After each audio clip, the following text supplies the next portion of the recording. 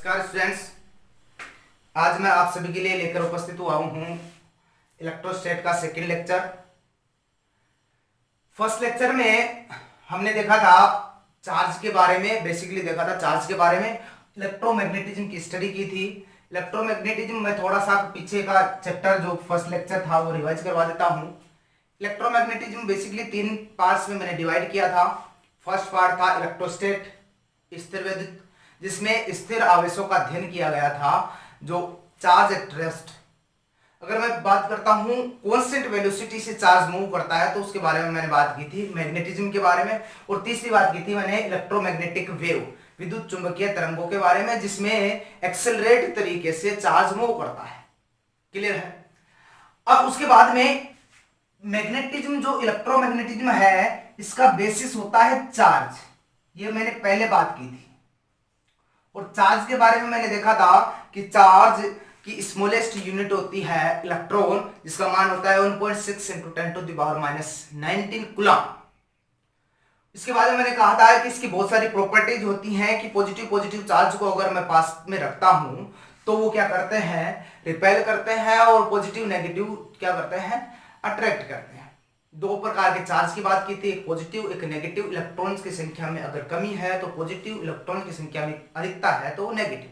उसकी प्रॉपर्टीज कई मैंने देखी थी। तो प्रॉपर्टीज में फर्स्ट प्रॉपर्टी मैंने देखी थी कि आवेश क्वांटीकृत रहता है, क्वांटाइजेशन ऑफ चार्ज।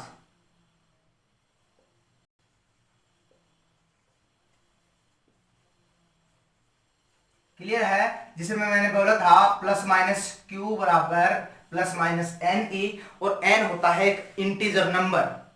दूसरी बात मैंने की थी कि दूसरी प्रॉपर्टी ये होती है कि किसी भी आइसोलेटेड सिस्टम में जो चार्ज होता है उसका बीजगणितीय योग, एल्जेब्रिक सम जो होता है, वो क्या रहता है, कांस्टेंट रहता है। क्लियर?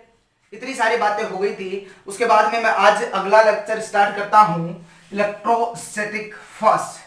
देखिए, इलेक्ट्रोस्टैटिक के बारे में मैं पढ़ूंगा तो ये थोड़ा बड़ा चैप्टर है, इसलिए मैं इसको 2 पार्ट्स में डिवाइड करता हूं। एक होता है इलेक्ट्रोस्टैटिक फर्स्ट, एक होता है इलेक्ट्रोस्टैटिक सेकंड।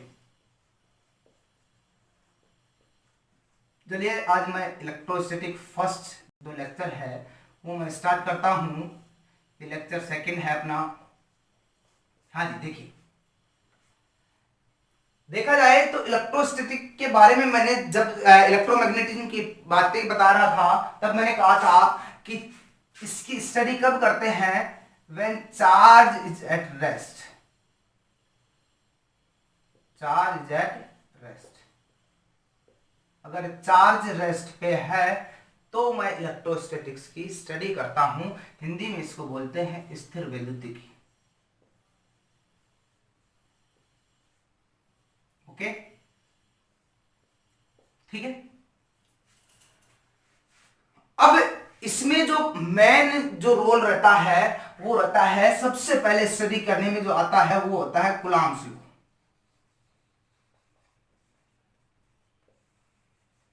कूलम्ब का नियम।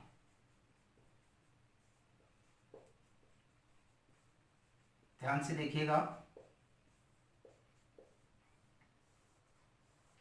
गुलाम साहब ने क्या क्या स्टेटमेंट दी है, कैसे कैसे इसकी कैलकुलेशन हुई, उसके बारे में मैं सारा कुछ बताता हूं आपको। देखिए, उन्होंने क्या किया कि 2 पॉजिटिव चार्ज पास पास रखे तो देखा कि दोनों चार्ज जो हैं एक दूसरे को रिपेल कर रहे थे। ये नॉर्मल बात है कि पॉजिटिव चार्ज रिपेल करेगा। उसके बाद में उन्होंने दूसरे देखा तो उन्होंने कहा कि एक चार्ज को मैं पॉजिटिव ले लेता हूं और दूसरे को मैं ले लेता हूं नेगेटिव, यानी एक पॉजिटिव और एक नेगेटिव। तो उन्होंने फिर से देखा कि एक अट्रैक्ट कर रहा था, ये दोनों अट्रैक्ट कर रहे थे, पर दोनों स्थितियों में एक उन्होंने कंक्लूजन कॉमन निकाला कि जो फोर्स है वो फोर्स लग रहा है अपोजिट डायरेक्शन में।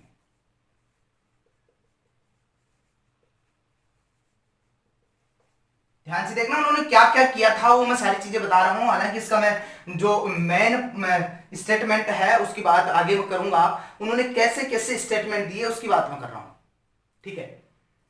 तो उन्होंने कह दिया कि फोर्स इसमें फर्स्ट जो चार्ज है इसमें इधर लग रहा है तो दूसरे वाले में इधर लग रहा है, इसमें इधर लग रहा है तो इसमें इधर लग रहा है, दोनों अपोजिट डायरेक्शन में लग रहे हैं। ठीक है, चलो जी साहब। फिर उन्होंने सोचा कि क्यों ना हम इसकी कैलकुलेशन कर ले। तो चलो इसका मास ले लिया m, इसका फोर्स लग गया F, इसका फोर्स लग गया F, यहाँ पे फोर्स लग गया F,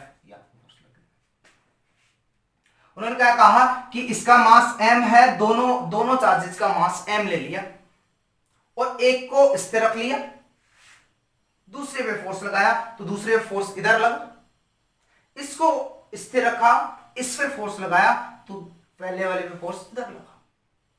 और दोनों केसेस में अगर देखा तो दोनों का जो एक्सेलरेशन है वो सेम आया। समझ में आया भाई?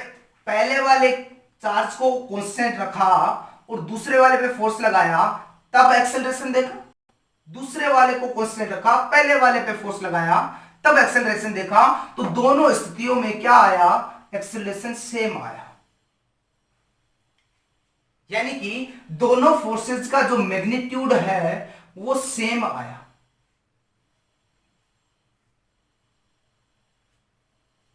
दोनों फोर्सेस का जो मैग्नीट्यूड है वो क्या आया? सेम। क्लियर? और देखिए कि जब मैं डायरेक्शन की बात करता हूं फोर्सेस की, तब तो मैं नॉर्मली निकाल सकता हूं कि भाई पॉजिटिव चार्ज रिपेल करता है, पॉजिटिव नेगेटिव अट्रैक्ट करता है। पर जब मैं मैग्नीट्यूड की बात करता हूं तब बात आती है कूलॉम्स लॉ की। ठीक है, अब फोर्स ये हो गया, ये हो गया, इनको डिनोट करने का क्या तरीका है वो मैं बताता हूं। देखिए फोर्स Q1 चार्ज की वजह से फर्स्ट F1 हो गया, यहां पे ध्यान से देख लो, Q1 चार्ज की वजह से फोर्स हो गया F1। ये किसकी वजह से लग रहा है? 2 की वजह से। तो ये हो गया फोर्स 1 ड्यू टू 2, एक पर बल 2 की वजह से। क्लियर है? ऐसे ही यहां पे Q2 के कारण फोर्स लग रहा है F2, Q2 पर फोर्स लग रहा है F2, और वो किसके कारण लग रहे हैं? Q1 के कारण। तो यहां पे आ गया ये F21, यानी कि इसको बोल दिया, एक को फोर्स ऑन 1 ड्यू टू 2 और दूसरे को बोल दिया force on 2 due to 1। Clear है? तो यहां पे मैं लिखूंगा force on 1 due to 2, force on 2 due to 1 का मैग्नीट्यूड सेम आया।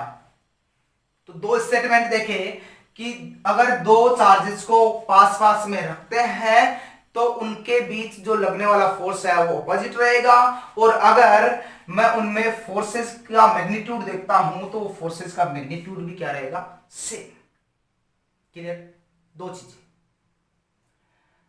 अब ये जो चीज है मैग्नीट्यूड दो बॉडीज पे लग रहा है, दो बॉडीज पे लग रहा है, सेम फोर्स लग रहा है, अपोजिट डायरेक्शन में लग रहा है। ऐसी चीज आपने देखी होगी कहां पे? याद आ रहा है कुछ? न्यूटन्स थर्ड लॉ आया कुछ याद? Every action is at equal and opposite direction.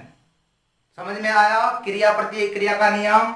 यहां पे दो बॉडीज हैं, दो बॉडीज हैं, सेम मैग्नीट्यूड के हैं, विपरीत डायरेक्शन में लग रहे हैं, तो ये एक्शन रिएक्शन पेयर हुआ कि नहीं हुआ?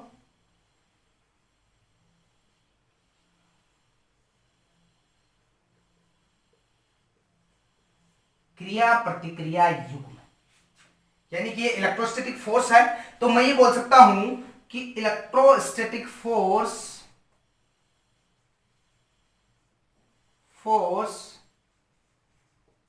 इज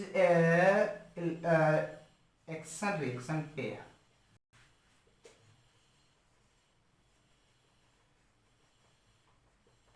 ओके,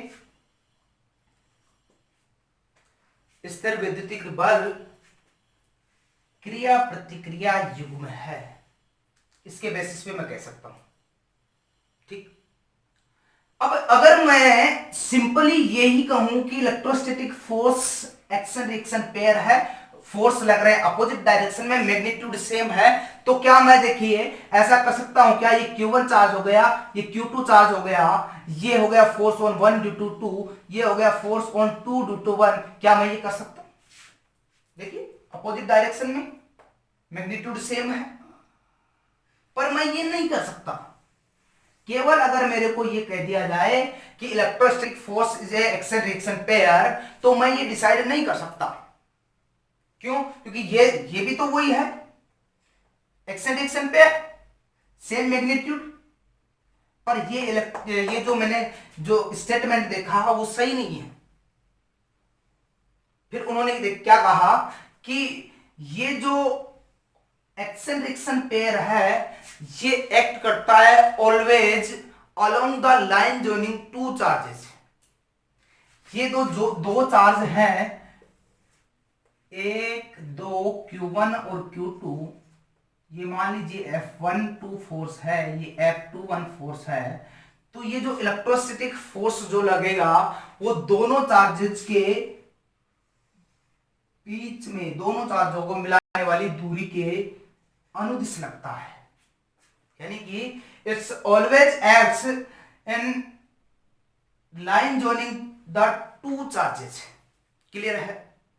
तो ये बहुत इंपॉर्टेंट था। ये तीसरे स्टेटमेंट में उन्होंने कहा कि हमेशा दो आवेशों के बीच में जो जोड़ने वाली रेखा है उसके अनुदिश ये एक्शन रिएक्शन पेयर लगना चाहिए। और जब ऐसे फोर्सेज लगते हैं तो उन फोर्सेज को बोलते हैं सेंट्रल फोर्स,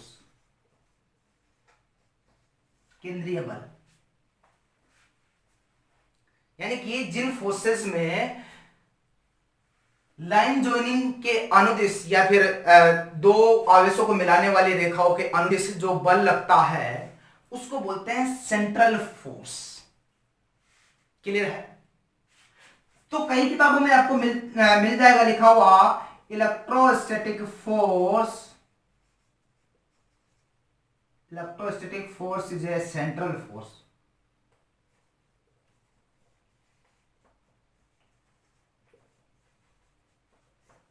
ठीक है, मैंने चार चीजें देखी हैं अब तक कि दो बॉडीज पर चार फोर्स लगाता हूं, वो अपोजिट डायरेक्शन में लगता है, दोनों का मैग्नीट्यूड सेम रहता है, इसलिए इस फोर्स को कहते हैं एक्शन रिएक्शन पेयर। अकेला मैं एक्शन रिएक्शन पेयर कहूंगा तो ये मेरा थोड़ा सा सही नहीं रहेगा। तो तीसरे स्टेटमेंट में मैंने क्या कहा कि जो फोर्स एक्ट करता है वो along the line joining of the two charges, दो आवेशों के बीच में जो दूरी है उसके अनुदिश लगता है। क्लियर? ये सारी चीजें देखी। अब मैं जो देखता हूं इसका ये तीन इसकी प्रॉपर्टीज हो गई, तीन इसकी प्रॉपर्टी हो। अब मैं देखता हूं कुलाम लोग ने इसका जो सॉल्यूशन दिया, इसका जो स्टेटमेंट दिया, इसका जो कथन दिया उसके बारे में मैं देखता हूं। इसको बना लीजिएगा, साथ के साथ आप नोट्स भी बनाते जाइएगा जैसे जैसे मैं बोल रहा हूं, जैसे जैसे मैं लिख रहा हूं। आगे देखिए,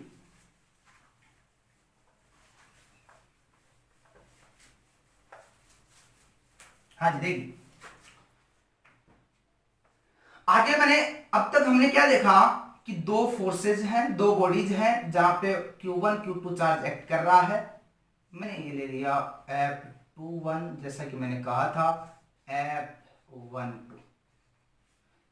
इसका मतलब है फोर्स ऑफ 1 ड्यू टू 2, इसका मतलब है फोर्स ऑन 2 ड्यू टू 1, एक पर दो की वजह से, दो पर एक की वजह से, इनका ये मतलब है। ठीक है, अब कुलाम साहब ने कह दिया ये बीच में जो दूरी है वो लाइन जॉइनिंग के अकॉर्डिंग है, आर रेडियस, आर डिस्टेंस है। क्लियर? तो उन्होंने कहा कि जो मैग्नीट्यूड में जो दो सेम फोर्सेज हैं वो डायरेक्टली प्रोपोर्शनल होते हैं फर्स्ट चार्ज के। क्लियर? क्योंकि दोनों फोर्सेज का जो मैग्नीट्यूड है वो सेम है। दूसरी बात कह दी, इसको मैं एक ही लिख सकता हूं, दोनों, इसको मैं मान लो दोनों को मिला के मैं फोर्स ही बोल देता हूं, उसको एफ ही। ये फोर्स जो होता है वो सेकंड चार्ज के भी डायरेक्टली प्रोपोर्शनल होता है। ये उनके स्टेटमेंट थे। तो दोनों को मिला के मैं क्या कह सकता हूं कि जो फोर्स मेरे पास आया वो डायरेक्टली प्रोपोर्शनल हो गया Q1 और Q2 की। ठीक है, अब समझ में आया मैंने कैसे बताया था ये सारी चीजें। तीसरी बात उन्होंने ये कही कि ये जो फोर्स है वो इनवर्सली प्रोपोर्शनल होता है दोनों चार्जेस के बीच की डिस्टेंस के स्क्वायर के। दोनों चार्जेस के बीच की डिस्टेंस r उनके स्क्वायर के इनवर्सली प्रोपोर्शनल होता है। ये गुलाम साहब के स्टेटमेंट थे जिन्होंने इनको सॉल्यूशन में दिया था। ठीक है, तो अगर मैं इसकी बात करता हूं तो इसको मैं देखूं तो क्या देखूंगा कि Q1 Q2 upon r square, force का मैग्नीट्यूड उनके हिसाब से ये आया, F समानुपाती Q1 Q2 upon r square. ठीक है, क्लियर बात। अब देखिए कि जब भी मैं कांस्टेंट जो समानुपाती का जो चिन्ह होता है उसको हटाता हूं तो एक कांस्टेंट आता है। मैं इलेक्ट्रोस्टैट के बारे में, कूलम्ब्स के बारे में पढ़ रहा हूं तो यहाँ पे क्या आएगा, कूलम्ब कांस्टेंट। तो यहाँ पे अगर मैं फोर्स की बात करता हूं तो ये फोर्स आ गया बराबर के Q1 Q2 upon r square. ठीक है, और यहां पे जो k आया है ये एक कांस्टेंट है जिसको मैं बोलूंगा कूलम्ब्स कांस्टेंट।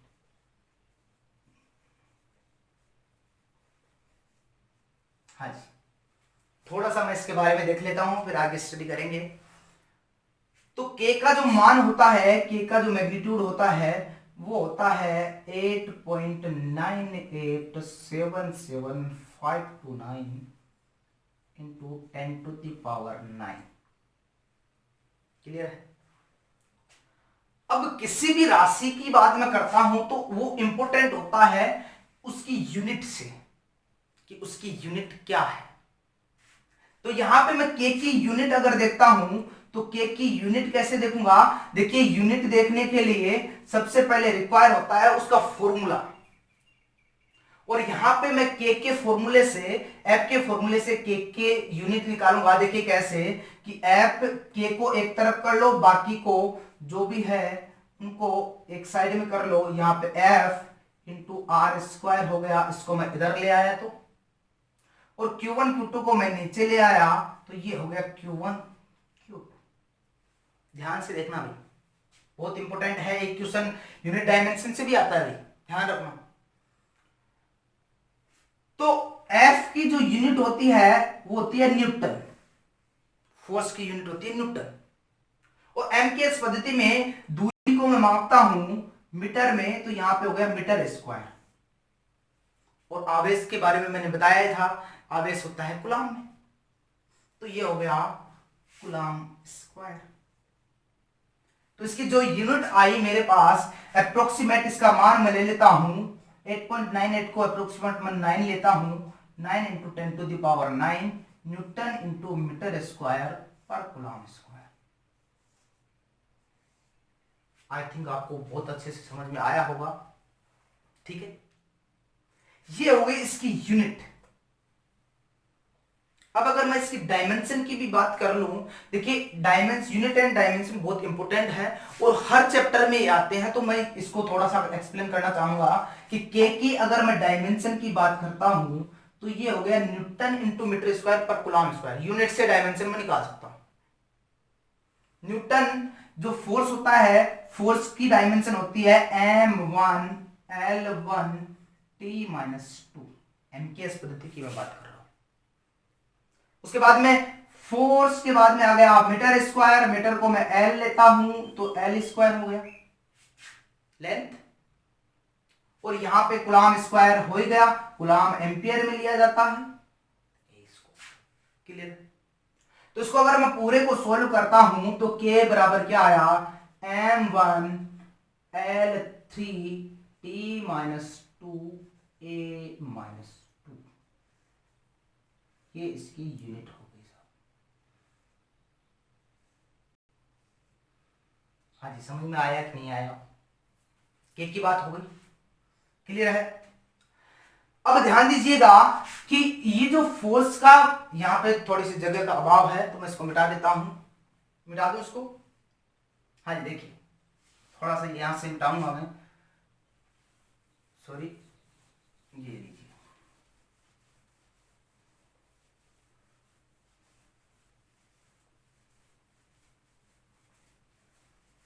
हाँ जी आगे देखिए, के मान की बात मैंने की। एफ की अगर मैं बात करता हूं तो एफ बराबर मेरे पास मैग्नीट्यूड में आया था के Q1 Q2 upon r square, ठीक है। पर यहां पे जो एफ आता है के की जगह मैं 1/4 पाई एप्सिलॉन नॉट भी लिख सकता हूं। के की जगह क्या लिख सकता हूं, 1/4 पाई एप्सिलॉन नॉट भी मैं लिख सकता हूं। तो के बराबर में क्या आया, 1/4 पाई एप्सिलॉन नॉट,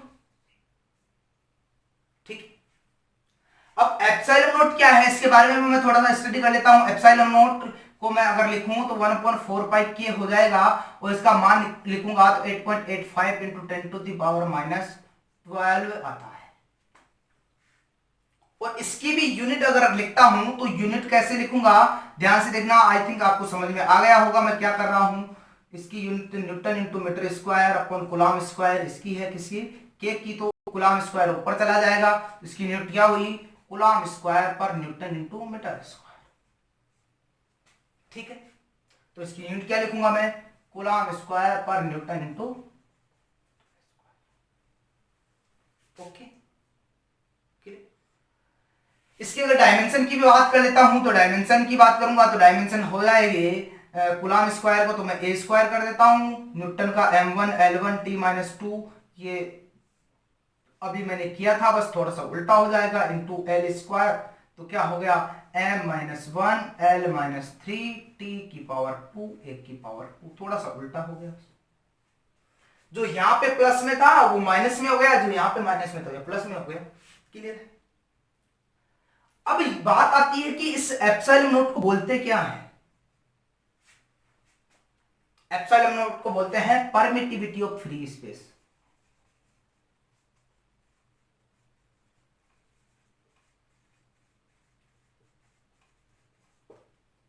निर्वात की विद्युतशीलता,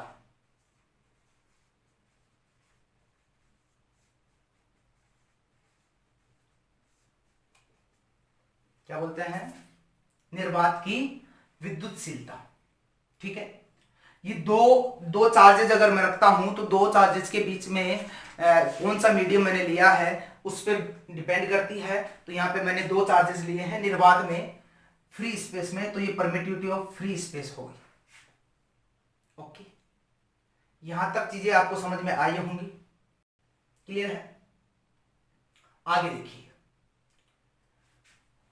अब f का जो मान मेरे पास आ गया वो मैं मान रख सकता हूं कि f का जो मान मैंने लिखा वो आया के Q1 Q2 upon r square, या 1/4 pi epsilon naught Q1 Q2 upon r square.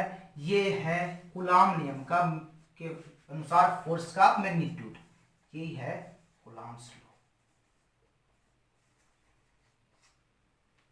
हाँ जी, इतनी बातें समझ में आई कि नहीं आई, क्लियर है कि नहीं, ओके। बना लीजिए इसको, फिर मिटाता हूं मैं।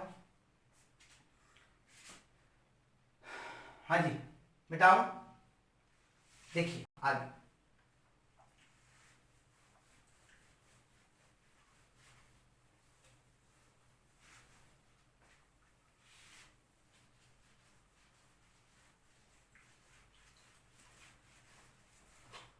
अब तक मैंने ये देखा कि फ्री स्पेस में दो चार्जेस रखे हैं, दो अलग अलग बॉडीज हैं, एक दूसरे के विपरीत लग रहा है फोर्स, उसके बाद में मैग्नीट्यूड सेम है, फोर्स का जो मैग्नीट्यूड है वो फर्स्ट चार्ज और सेकंड चार्ज के मल्टीप्लिकेशन के डायरेक्टली प्रोपोर्शनल है, दोनों के बीच की दूरी के स्क्वायर के इनवर्सली प्रोपोर्शनल है। और यहां पे के का मान मैंने देखा, के एक कूलम्ब्स कांस्टेंट है जिसका मान है 9 इंटू 10⁹9। दूसरी बात, तीसरी बात मैं देखता हूं एप्सिलॉन नॉट की मैंने बात की है, तो एप्सिलॉन नॉट क्या है, परमिटिविटी ऑफ फ्री स्पेस है। पर ऐसा तो जरूरी नहीं है कि जो मेरे चार्जेज हैं वो फ्री स्पेस में ही हो, ऐसा जरूरी नहीं है। तो अगर मैं दो चार्जेज के बीच में मीडियम रख देता हूं, कोई पैरा विद्युत पदार्थ,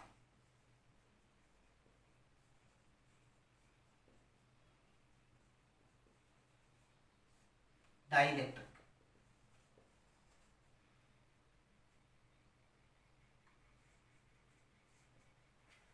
ठीक है, तब क्या होगा उसके बारे में देखते हैं। जब मीडियम डाइलेक्ट्रिक हो जाए तब फोर्स आएगा, एक एडिशनल फोर्स आएगा, उसको मैं बोलूंगा 1/4 पाई एप्सिलॉन नॉट, तो पहले है ही, पर यहां पे एप्सिलॉन आर और आ जाता है। एप्सिलॉन आर क्या होता है उसकी बात मैं करता हूं। एप्सिलॉन आर क्या है, ये डाई इलेक्ट्रिक कांस्टेंट,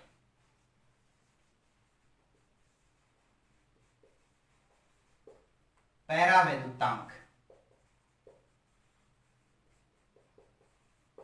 क्लियर है, ये मीडियम के लिए है। और अगर इन दोनों क्वांटिटीज को मिला देता हूं तो एप्सिलॉन बनता है, वो एप्सिलॉन नॉट एप्सिलॉन आर के मल्टीप्लिकेशन के बराबर होता है, और इसको मैं बोलता हूं परमिटिविटी ऑफ मीडियम, मीडियम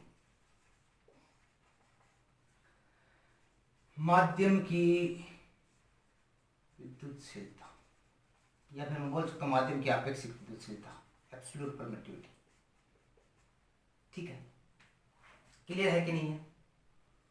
हाँ जी, इतनी बातें समझ में आई।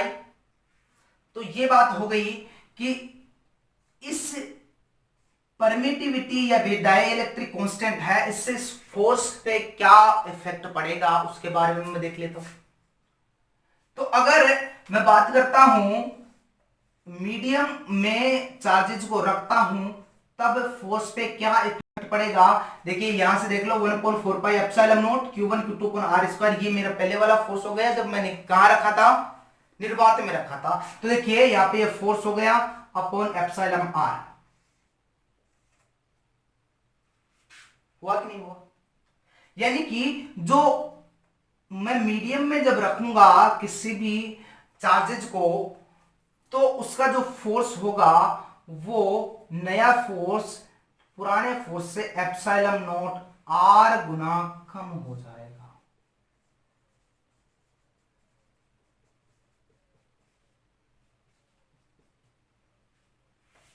जो नया फोर्स होगा वो पुराने वाले फोर्स से कितना हो जाएगा, एप्सिलॉन आर गुना कम। क्यों, क्योंकि जो एप्सिलॉन आर की जो वैल्यू होती है वो हमेशा होती है मोर देन 1, एक से अधिक। एप्सिलॉन आर की जो वैल्यू होती है वो कितनी होती है, एक से अधिक होती है, इसलिए ये बात मैं करता हूं, क्लियर है। ये सारी प्रॉपर्टीज के बारे में मैंने देखा। एक और इसकी प्रॉपर्टी होती है, देखिए ध्यान से देखना, मैं एग्जांपल के तौर पे मैं आपको बता देता हूं। मान लीजिए Q1 चार्ज है, ये Q2 चार्ज है, ये एक पॉजिटिव चार्ज है, ये नेगेटिव चार्ज है। 1 पे फोर्स 2 की वजह से इधर लगेगा अट्रैक्शन F12, 2 पर फोर्स 1 की वजह से लगेगा F21, दोनों में प्यार है, F12 F21 दोनों में प्रेम है। सर प्रॉपर्टी समझने की कोशिश करना। पर 1 के पास 1 की लाइफ में एक तीसरा चार्ज और आ गया Q3, ठीक, वो भी इसको प्रेम दे रहा है। देखिए कैसे, ये F31, ये हो गया F13, ध्यान से समझना भी। प्रॉपर्टी क्या है कि इस पर जो फोर्स लग रहा है 4/1 1 पर 2 की वजह से इसमें कोई कमी नहीं आई इस तीसरे चार्ज के आने से। क्यों? क्योंकि ये 2 तो इतना ही लगाएगा इस पे। यानी कि प्रॉपर्टी ये है कि किसी भी अन्य आवेश की उपस्थिति में उपस्थिति व अनुपस्थिति में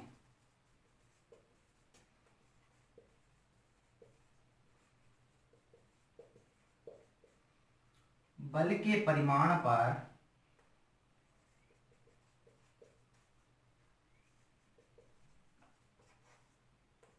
कोई इफेक्ट नहीं पड़ता। ठीक है, देखिए यहां पे Q1 पे तीसरा चार्ज आ गया, तब इस पे नेट फोर्स बढ़ गया, नेट प्रेम इस पे बढ़ गया, पर इसकी वजह से जो प्यार है उसमें कोई कमी नहीं आई। समझ में आया? तो प्रॉपर्टी क्या है कि किसी भी कोई भी तीसरा आवेश की उपस्थिति में 3 4 5 की जितने भी आवेश हो जाए उनकी उपस्थिति अनुपस्थिति में दो आवेशों के बीच में जो प्रेम या फिर दुश्मनी है उसमें कोई कमी नहीं आती। क्लियर है? ये साफ साफ मेंशन कर लेना भैया, आप लिख लेना। क्लियर है? ठीक, यानी मैं बोल सकता हूं force between two charges is independent on other charges. Clear है? दूसरे चार्जेस की उपस्थिति में उपस्थिति या अनुपस्थिति में दो चार्जेस के बीच में जो फोर्स लगता है वो डिपेंड नहीं करता है। क्लियर बात? ये सारी चीजें समझ में आई कि नहीं आई? हाँ जी, इतनी बातें आप बना लीजिएगा। आगे मैं देखता हूं कि इसका मैंने मैग्नीट्यूड की तो बात कर ली, मैंने किसकी बात कर ली? मैग्नीट्यूड की। पर तीसरी बात अगर मैं देखता हूं तो मैग्नीट्यूड के साथ साथ डायरेक्शन होना भी जरूरी है। क्यों? क्योंकि फोर्स मेरे पास क्या है? वेक्टर क्वांटिटी है। फोर्स क्या है? Vector quantity. तो मैं डायरेक्शन, मैंने मैग्नीट्यूड देख लिया, मैग्नीट्यूड के साथ साथ इसकी इलेक्ट्रोस्टैटिक फोर्स की मैं डायरेक्शन भी देखूंगा। देखिएगा कैसे देखूंगा। हाँ जी, देखते हैं डायरेक्शन की बात। तो अब तक हमने क्या देखा कि Q1 चार्ज है, ये Q2 चार्ज है। मैं थोड़ा सा मोटा लिख देता हूं। Q1 चार्ज है, ये है Q2 charge. Positive positive charge है, नेगेटिव नेगेटिव, इस पे फोर्स इधर लग रहा है, इस पे फोर्स इधर लग रहा है। बताओ ये फोर्स कौन सा है, ये फोर्स कौन सा है? ये फोर्स है फोर्स ऑन 1 ड्यू टू 2, 1 पर 2 की वजह से। ये फोर्स की बात करूंगा तो फोर्स ऑन 2 ड्यू टू 1, 2 पर 1 की वजह से। ठीक है, अब मैं मान लेता हूं कि इसका मैग्नीट्यूड जो है वो मैं यहां पे देख लेता हूं फर्स्ट के कारण, इस पे देख लेता हूं मैं। मान लो क्या आया? के Q2 Q1 upon r square, यही तो आया, यही तो स्टेटमेंट है। फोर्स होता है के Q1 Q2 upon r square. पर अब यहां पे अगर मैं डायरेक्शन की बात कर रहा हूं तो डायरेक्शन कहां आएगा? यहां से यहां तक, 1 से 2 की ओर, और ये डिस्प्लेसमेंट होगा। डायरेक्शन इधर ही तो होगी, डिस्प्लेसमेंट वेक्टर हुआ ना ये। और ये क्या हुआ? R21 वेक्टर, 2 पर 1 की वजह से डिस्प्लेसमेंट इधर हो रहा। इनके बीच की दूरी क्या है? R। ध्यान दीजिएगा।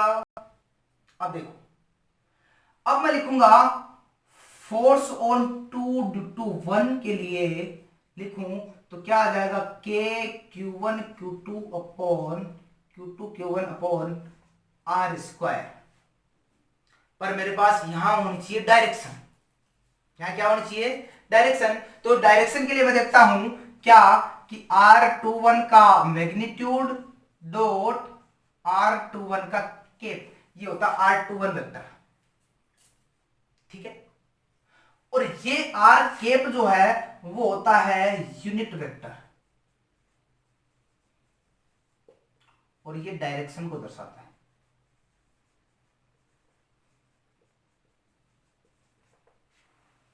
ये किसको बताता है? डायरेक्शन को।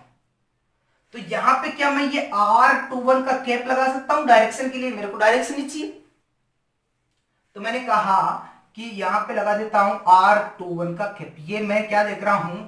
Vector form of Coulomb's law.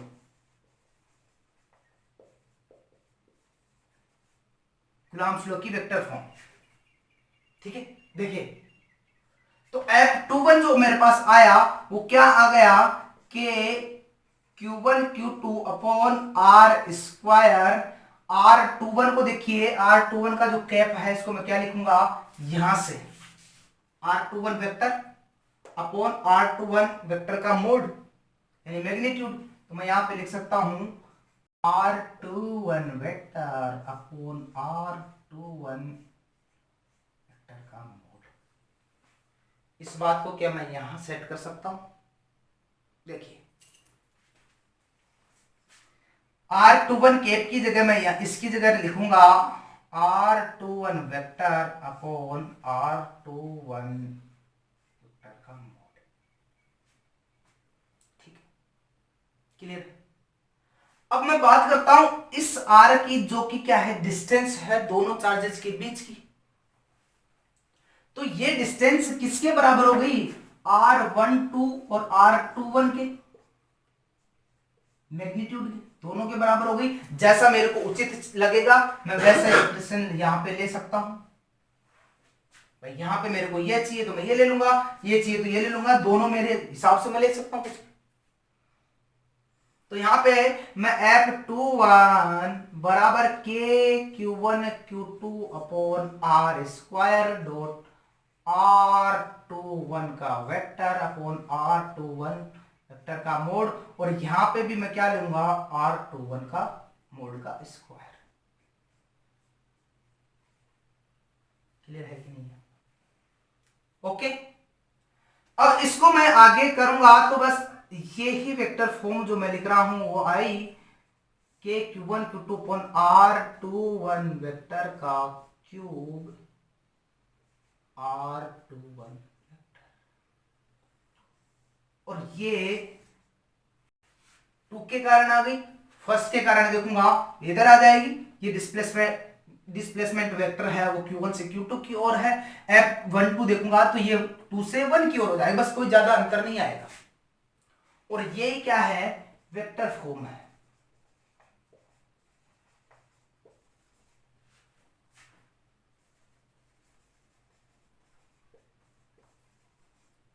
Okay, clear है कि नहीं है? हाँ जी, इसको बना दीजिएगा, बना दीजिए, इसको इंपोर्टेंट कर लीजिएगा। ये हो गई कूलम्ब नियम की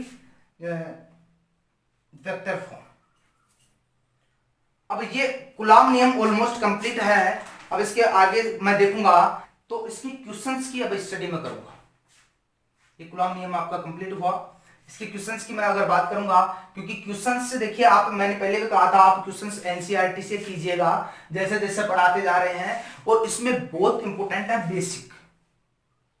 बेसिक जो है वो बहुत इंपॉर्टेंट है, क्योंकि वेक्टर का नाम आ गया। तो अब आने वाले 1-2 लेक्चर्स में मैं इलेक्ट्रोस्टैटिक कम वेक्टर ज्यादा पढ़ाने वाला हूं, समझ में आया? क्योंकि इसमें वेक्टर ही आएगा ज्यादातर, मोस्ट। क्लियर है? तो इसको बना दीजिएगा। मैं स्टार्ट करता हूं क्वेश्चंस की प्रैक्टिस। सिंपल सिंपल क्वेश्चन मैं करवाता हूं आपको।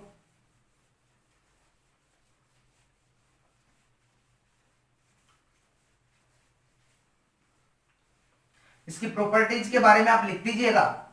सबसे पहले तो भाई लिखते जाना, मैं जैसे जैसे बोल रहा हूं। दो बॉडीज के बीच फोर्स लगता है, दोनों का मैग्नीट्यूड सेम रहता है, फोर्स विपरीत डायरेक्शन में लगता है, और फोर्स विपरीत डायरेक्शन में लगता है, इसलिए इलेक्ट्रोस्टैटिक फोर्स को मैग्नीट्यूड सेम है, इसलिए electrostatic force action reaction pair है। उसके बाद में दो आवेशों के बीच में लगने वाली रेखा के अनुदिश फोर्स लगता है, इसलिए इलेक्ट्रोस्टैटिक फोर्स को सेंट्रल फोर्स भी हम कहते हैं। इसका मैग्नीट्यूड आ गया K(Q1Q2)/r², K का मान आ गया 9 × 10⁹ न्यूटन इंटू मीटर स्क्वायर पर कूलम स्क्वायर। ये सारी चीजें मैंने देख ली है, आप लिख दीजिएगा, ठीक है। अब मैं क्वेश्चन करता हूं, सिंपल सिंपल क्वेश्चन से मैं धीरे धीरे सिंपल क्वेश्चन कराऊंगा, फिर अपना लेवल हम बढ़ाएंगे। तो सबसे पहले लिखिए, minimum force required two charges separation with 1 metre. Minimum force बता दीजिएगा। देखिए क्वेश्चन क्या है, दो चार्जेज हैं Q1 और Q2, और वो है 1 मीटर के सेपरेशन पर। Q1 और Q2 दो चार्जेज हैं, 1 मीटर के सेपरेशन पर सेपरेट हैं। तो आपको यहां पे लगने वाला मिनिमम फोर्स आपको बताना है, बता दीजिएगा जल्दी से, बता दो। देखिए मैं बताता हूं, दो फोर्सेज है Q1 और Q2 1 मीटर की दूरी पर। तो मैंने शुरुआत में जब चार्ज की स्टडी की थी तो मैंने कहा था कि स्मॉलेस्ट यूनिट जो होता है मिनिमम चार्ज, वो होता है एक इलेक्ट्रॉन के बराबर, और वो होता है 1.6 × 10⁻⁻19 कूलम। बस यही आपको यहां पे लगाना है। देखना कैसे, फोर्स बराबर मिनिमम फोर्स निकाल रहा है, फोर्स मिनिमम, तो फोर्स का स्टेटमेंट एक ही है मेरे पास, मैग्नीट्यूड K(Q1Q2)/r², बीच की दूरी 1 मीटर है, तो 1 मैंने रख दिया। अब मिनिमम फोर्स के लिए Q कितना होना चाहिए, आवेश चार्ज कितना होना चाहिए, मिनिमम चार्ज होना चाहिए। तो Q1 कितना होना चाहिए, E के बराबर, Q2 भी कितना होना चाहिए, E के बराबर। सिंपल, Q1 और Q2 E के बराबर होना चाहिए ना, तभी तो ये मिनिमम आएगा।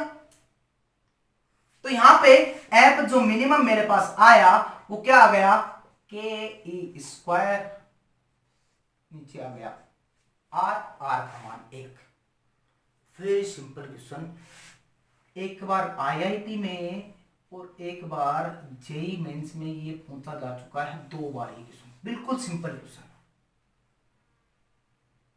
क्लियर है कि नहीं है, क्लियर है, क्लियर है।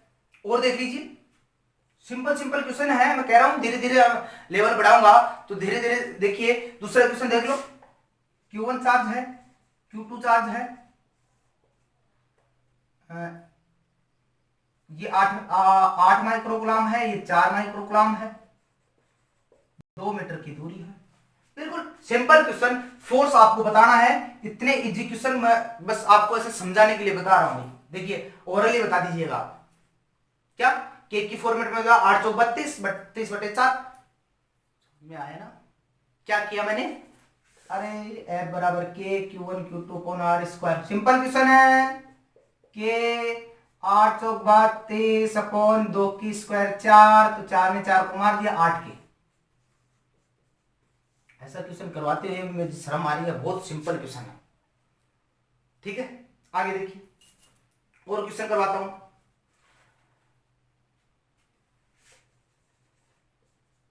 करते जाइएगा। सिंपल सिंपल क्वेश्चन है, मैं बार बार कह रहा हूं, प्रैक्टिस बहुत इंपॉर्टेंट है। जब तक प्रैक्टिस नहीं करोगे तब तक कुछ भी नहीं है। क्योंकि अब देखना तीसरा क्वेश्चन में प्रैक्टिस पे डिपेंड करेगा। मान लो ये वेक्टर फॉर्म का क्वेश्चन है, सिंपल क्वेश्चन लीजिएगा, ये 1, ये 2, ये 3, तीनों का चार्ज है Q,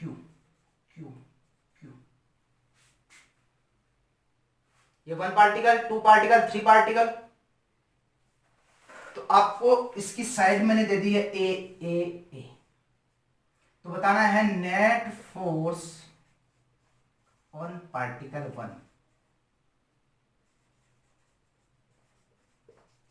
1 पर नेट फोर्स आपको बताना है। बता पाओगे? देखिए कैसे, कुछ नहीं करना है, जैसा जैसा मैंने बताया है सेम वैसा का वैसा करते जाना है। जैसे जैसे मैंने स्टेटमेंट कहे हैं वैसे वैसे। देखिए सिंपल सा, यहां पे फर्स्ट चार्ज जो पार्टिकल है उस पे क्या पूछ रहा है, नेट फोर्स पूछ रहा है। तो जो फर्स्ट चार्ज है, फर्स्ट पार्टिकल है, इस पे 2 की वजह से, 3 की वजह से 2 फोर्सेस लग रहे हैं, और 2 की वजह से फोर्स फर्स्ट पे लगेगा, किधर, ये पॉजिटिव, ये पॉजिटिव, पॉजिटिव पॉजिटिव क्या करते हैं, रिपेल करते हैं, तो फोर्स लग गया इधर F2 ठीक है।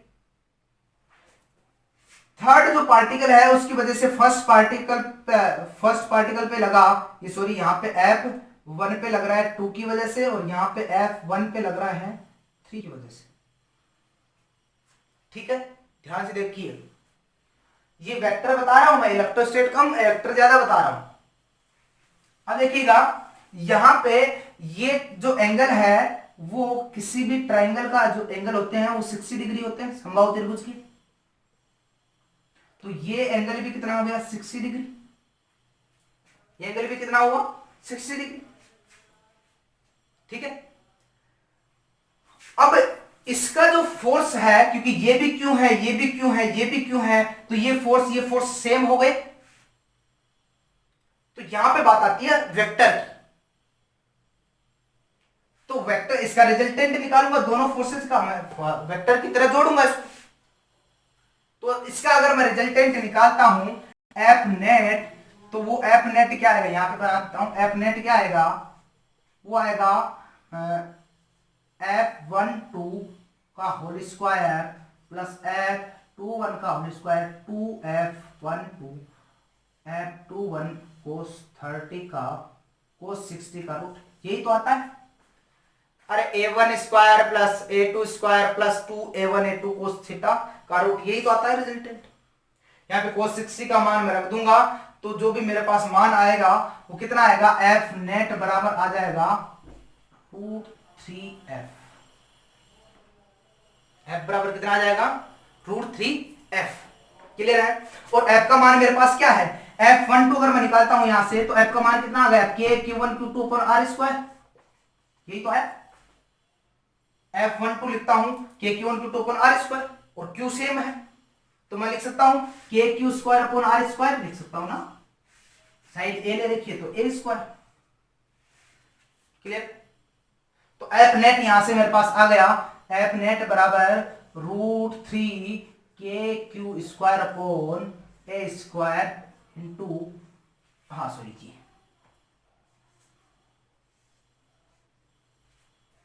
क्लियर है। अब मैं बात कर लेता हूं डायरेक्शन की, क्योंकि मैंने मैग्नीट्यूड के साथ साथ डायरेक्शन निकालने की भी बात कही थी।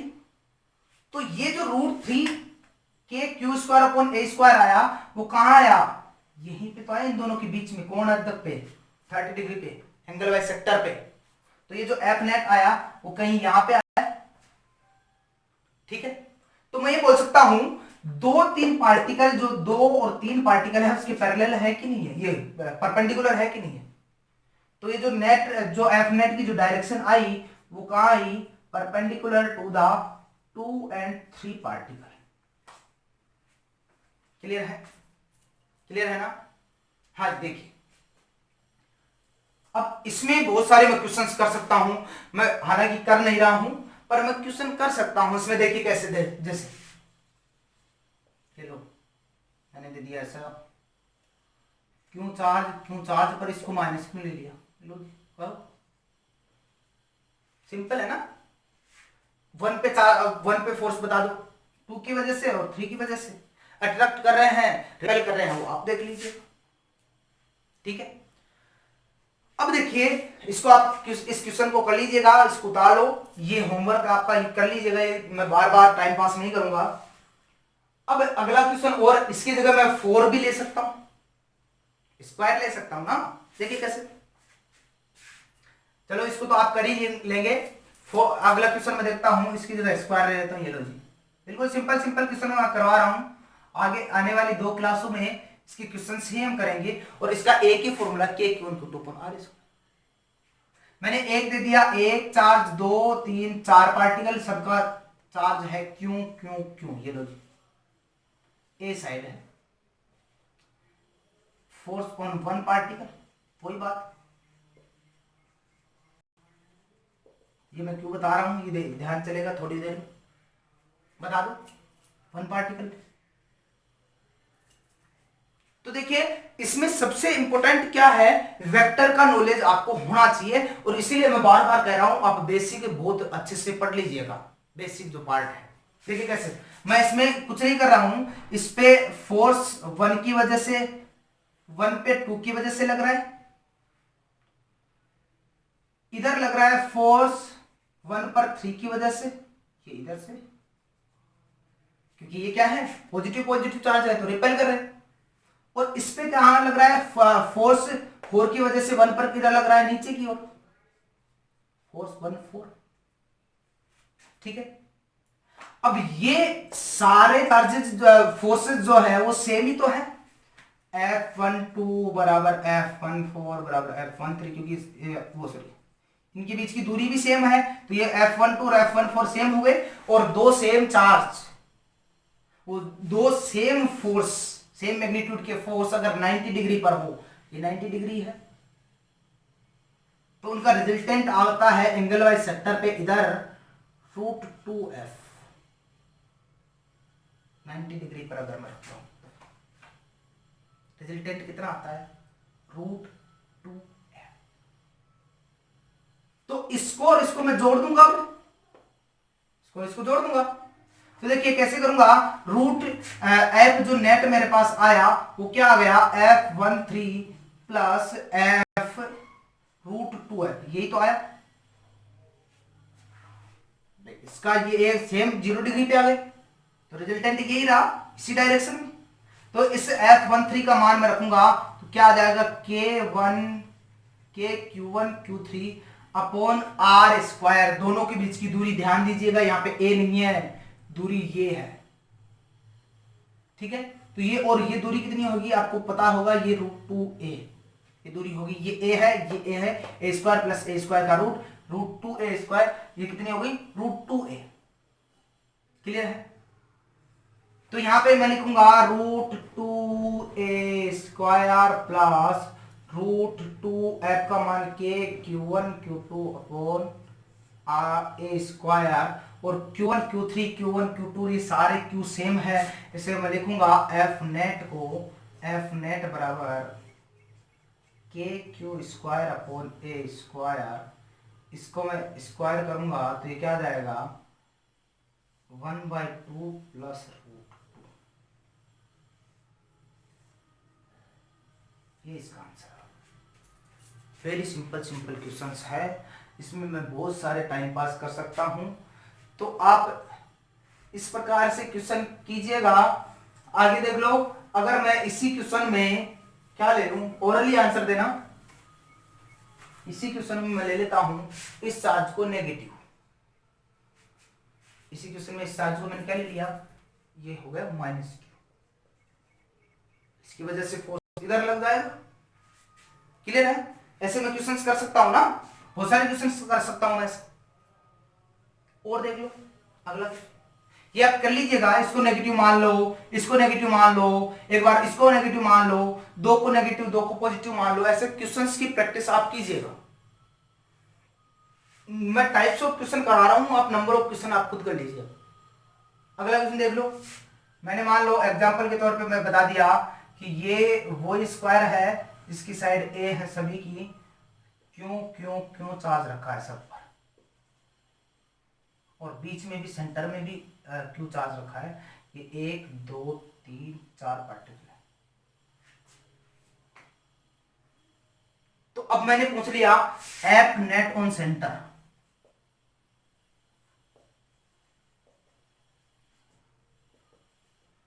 सेंटर पे F नेट बता देना है,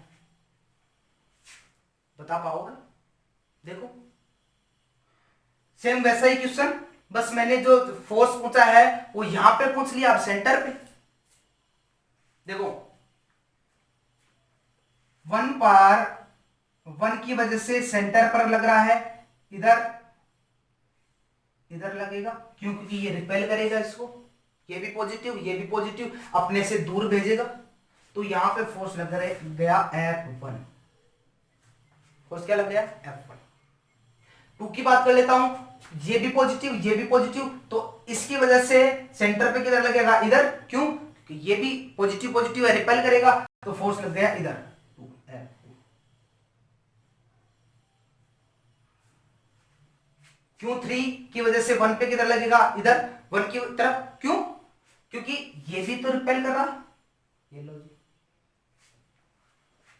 4 की वजह से सेंटर पे किधर लगेगा, 2 की तरफ, क्योंकि ये भी रिपेल, सारे रिपेल कर रहे हैं क्योंकि सारे पॉजिटिव हैं। F3 हो गया F4, और ये सारे फोर्सेज सेम है क्योंकि इनके क्यों सेम है, इनके बीच की दूरी सेम है, ये a by root 2, a by root 2, a by root 2, a by root 2, इसलिए सारे फोर्सेज क्या है, सेम। अब मैं वेक्टर की थोड़ी सी आपको इंफॉर्मेशन देता हूं, वेक्टर के बारे में आपको नहीं पता हो तो मैं बता देता हूं कि अगर दो सेम मैग्नीट्यूड के, अगर मैं बोलता हूं F1 बराबर F2 हो बराबर F4, तब की मैं बात कर रहा हूं। अगर दो सेम मैग्नीट्यूड के फोर्स 180 डिग्री पर हो तो उनका जो F नेट आता है वो आता है 0। थीटा 180 डिग्री हो दो सेम मैग्नीट्यूड के फोर्सेस के बीच। अगर दो सेम मैग्नीट्यूड के फोर्सेस के बीच थीटा 120 है तो F नेट आता है F के बराबर। ये आप याद कर लीजिएगा, जनरली है। अगर थीटा 90 डिग्री है तो अभी मैंने बता दिया था वो आता है F नेट √2F के बराबर। ठीक है। अगर मैं बात करता हूं थीटा 60 डिग्री का तो F नेट मेरे पास आता है √3। ये बेसिक चीजें हैं, आपको याद करनी है। अब इस क्वेश्चन में मैं देखता हूं F2 और F4 जो है वो क्या है, F2 और F4 क्या है, 180 डिग्री पर है, तो F नेट क्या आ गया, 0। इस क्वेश्चन में देख लो F3 और F1 फिर से 180 पे, सीधे की सीधे, ये भी क्या हो गया, कैंसिल आउट। यानी कि इसका F नेट क्या आ गया, total F net 0। F net कितना आ गया, 0। अगर मैं थीटा को 90 लेके करता हूं, F1 और F2 के बीच में 90 डिग्री का एंगल, इसके बीच में 90, इसके बीच में, इसके बीच में 90 है, तो 90 का कितना होगा, 45 पे और √3F, और इधर 90 का √3F नीचे, तो ये कैंसिल आउट, 180 पे 0, वही बात है। क्लियर है कि नहीं है? अब इसमें क्या होगा, मान लो ये क्वेश्चन तो मैंने कर लिया, पर इसमें मैंने मान लो फिर से इसको माइनस का दे दिया, ओरली आंसर बता दो, माइनस, इसको 3 को मैंने दे दिया माइनस का, क्यों? अब इसका आंसर चेंज हो जाएगा। ये मैं एक क्वेश्चन आपको करके बता देता हूं ताकि आपको कोई आगे भविष्य में दिक्कत ना आए। यहां पे तो क्या हुआ कि सबकी दूरियां सेम थी, यहां पे दूरी का भी पूरा ध्यान रखना होगा। देखिए F नेट इसका 0 आ गया। अगले वाले क्वेश्चन का मैं देखता हूं, ये नोट कर लीजिएगा, ये बहुत काम आएगा।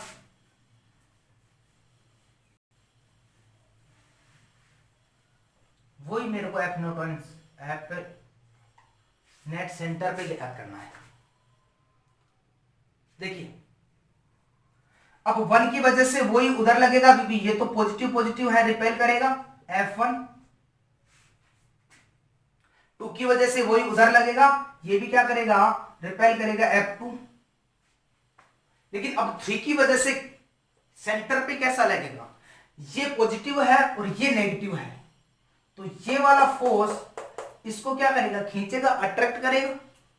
तो ये जो F3 आया वो इधर ही आ गया, F3 किधर आ गया, उधर ही आ गया। F4 की बात करता हूं तो ये क्या करेगा, इधर रिपेल करेगा, और F2 और F4 तो कैंसिल आउट हो गए, F1 और F3 सेम डायरेक्शन में है, इसलिए क्या हो जाएंगे, ऐड हो जाएंगे। देख लीजिएगा इसका नेगेटिव चार्ज का कितना फर्क पड़ गया। तो F नेट ऑन सेंटर में ज्ञात करूंगा, F net centre K Q1 Q2, या फिर मैं बोल दूं F1 का मैग्नीट्यूड प्लस F3 का मैग्नीट्यूड। ठीक। अब K Q1 Q0 अपॉन बीच की दूरी, K Q3 Q0 अपॉन बीच की दूरी। अब बीच की दूरी क्या है, Q1 से Q0 के बीच की दूरी ये, और ये दूरी, तो ये कितनी हो जाएगी, a/√2। ये साइड a है तो ये कितनी हो जाएगी a/√2। तो यहाँ पे मैं करूंगा a/√2 का होल स्क्वायर, यहाँ पे मैं करूंगा a/√2 का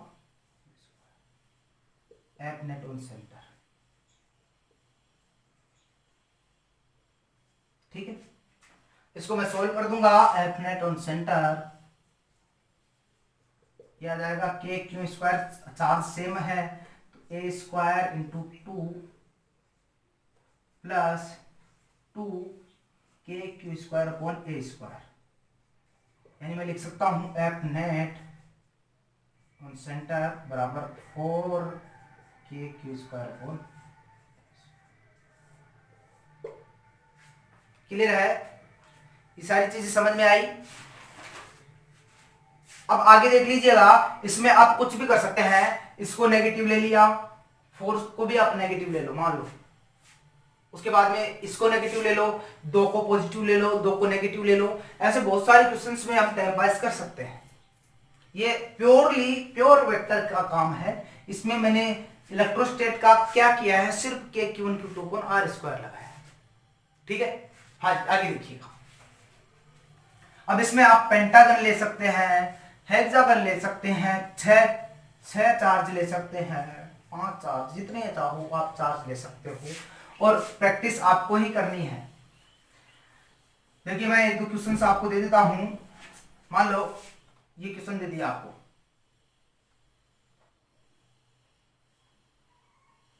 इसके ये क्यों दे दिया, ये क्यों दे दिया, ये क्यों दे दिया, ये क्यों दे दिया, इसके सेंटर पे क्यों दे दिया, इसके सेंटर पे बता दो। ये क्वेश्चन ऐसे दे दिया, क्यों क्यों क्यों क्यों क्यों क्यों, इसका क्यों, इसके सेंटर पे सबका सेम है तो इस पे भी अपनेट 0 आ जाएगा, अपनेट 0 आ जाएगा।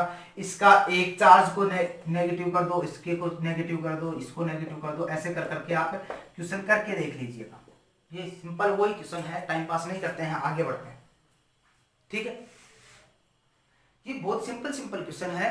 अब देखो मैं इसका थोड़ा सा टफेस्ट क्वेश्चन मानते हैं, हालांकि है नहीं, पर मैं बता देता हूं आपको, थोड़ा सा टफ क्वेश्चन इसको मानते हैं। देखिए घड़ी के बारे में बताता हूं, देखो क्वेश्चन ये थोड़ा सा इंपॉर्टेंट भी है, ध्यान देखो। मान लो एक घड़ी की मैं बात करता हूं, ये घड़ी है और इसके घड़ी का जो टाइम सुई है उसके हिसाब से उसका चार्ज रखा गया, 1 coulomb, 2 coulomb, 3 coulomb, 4 coulomb, 5 coulomb, 6 coulomb, 7 coulomb, 8 coulomb, 9 coulomb, 10 coulomb.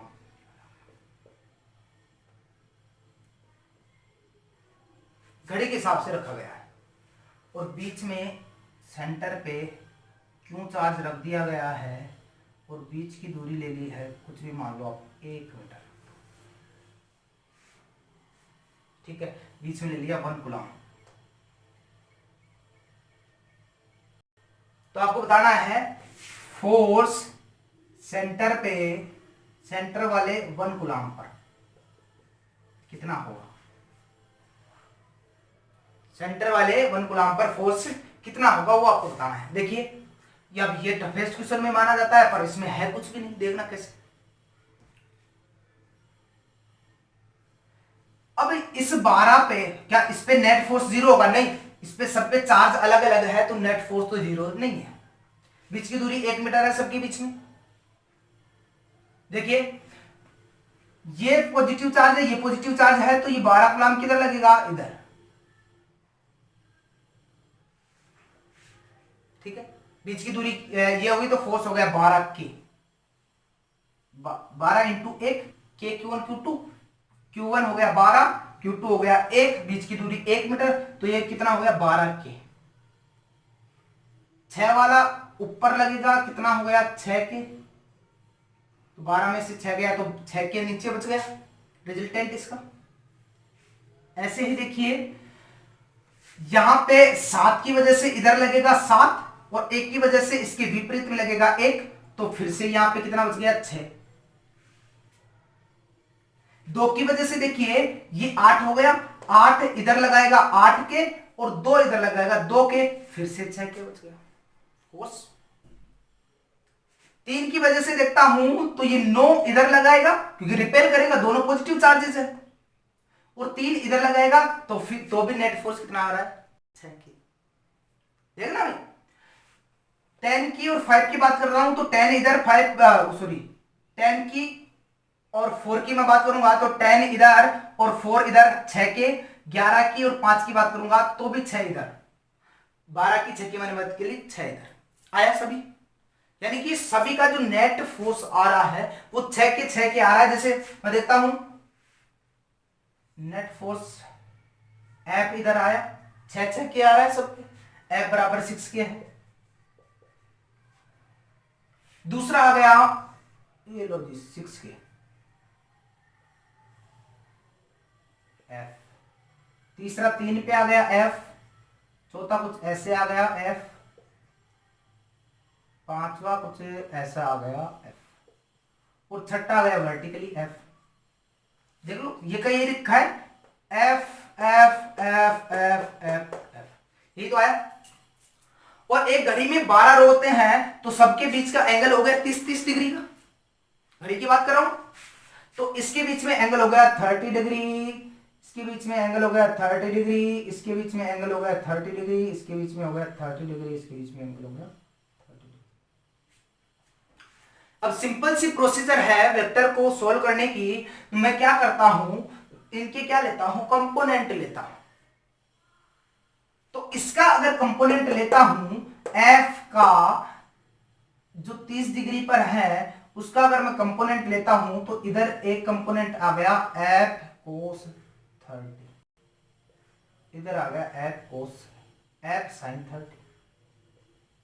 जिधर थीटा होता है उधर कोस घटक आता है, जिधर थीटा नहीं होता है उधर साइन घटक आता है। अब इस वाले फोर्स का घटक लेता हूं तो ये 30 30 60 डिग्री हो गए, एंगल 60 डिग्री हुआ ना। तो इसका 60 डिग्री के लिए लूंगा तो इसका कंपोनेंट इधर आ गया एफ कोस 60 और इधर आ गया एफ कोस एफ साइन 60। ऊपर वाले का काम हो गया दोनों का, ठीक है। ये दोनों ऊपर वाले हैं, क्लियर। ऐसे ही मैं इसके लिए करूंगा, ये भी 30 डिग्री पे, ये 60 डिग्री पे, तो यहां पे भी मैं नीचे वाले के लिए लिखूंगा तो एफ कोस 30 एक और यहां पे एफ कोस 60 दूसरा लिखूंगा और यहां पे नीचे लिख दूंगा एफ साइन 30 और F cos sign 60। F sine 30 से F sine 30 cancel, F sine 60 से एफ साइन 60 कैंसिल, ये सारे आ गए। तो कंपोनेंट कुल मिला के मेरे पास दो तरीके कंपोनेंट बच गए हैं, एक तो वर्टिकली एक हॉरिजॉन्टली। वर्टिकली मेरे पास कंपोनेंट बच रहा है एफ, हॉरिजॉन्टली मेरे पास क्या बच रहा है एफ, तो ये है ही प्लस एफ कोस 30 और एफ कोस 30, 2 एफ कोस 30 हो गया, प्लस यहां पे क्या हो गया 2 एफ कोस 60 हो गया, F cos 60 F cos 60 2 F cos, ठीक है। अब इसका अगर मैं रिजल्टेंट देखता हूं तो f इसको देखूंगा तो f plus 2f into cos 30 का मान होता है √3/2 प्लस 2 इंटू एफ कोस 60 का मान होता है 1/2। 2 ने 2 को मार दिया, f कितना है 6k, तो इसको मैं लिखूंगा 6k plus 6k into √3 plus 6k। इसको मैं कॉमन ले लूंगा तो मैंने 6k कॉमन ले लिया तो कितना आ गया ये 112 प्लस √3, ये आई कैप में आ गया और यहां पे ये 6k हो गया तो ये हो गया जे कैप में। तो जो एफ नेट आया ये आई कैप में और जे कैप में दोनों एक दूसरे की विपरीत डायरेक्शन में है, तो एफ नेट ऑन सेंटर जो आ गया वो क्या आ गया, वो आया 6k 2 प्लस √3 आई कैप माइनस, ये माइनस में जे है, ये जे माइनस का है तो ये क्या हो गया 6k जे के।